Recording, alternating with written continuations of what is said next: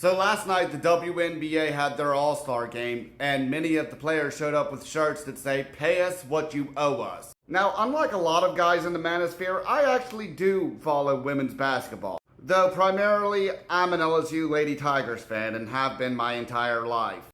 Which is why I'm still a major defender of Angel Reese. With all that being said, the only thing these women are owed is what they agreed to when they signed their contract. They're owed nothing more and nothing less. And if we're being honest with ourselves, if people on the internet spent as much time actually going to these games and actually supporting women's sports with their wallets, these women would likely be getting paid more as is. However, the WNBA has yet to turn a single profit once. Last year, the WNBA made more money than it ever had before, and it still had to be subsidized by $40 million by the NBA. This means everybody who works for or owns stake in the NBA, whether they're a player, a coach, a water boy, the CEOs, an owner, they're all taking a pay cut from their profits just so the WNBA can exist at all. There's just no way for these women to be paid more until they actually start turning a profit.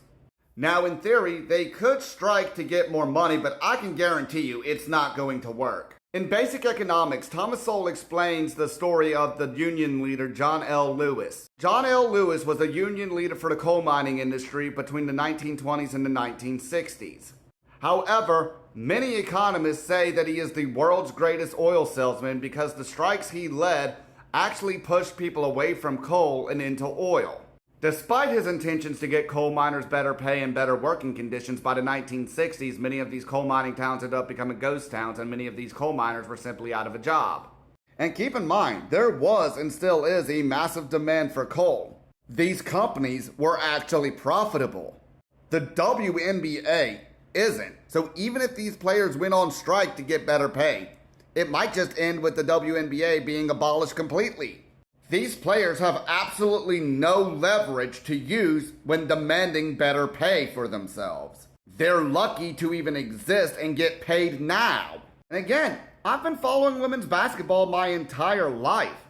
It would be great if these women got paid better, but unfortunately, it's just not going to happen until y'all get off the internet, stop whining about the problem, and put your butt in a seat somewhere. Until the WNBA becomes profitable, these women are not going to get paid better than they already are.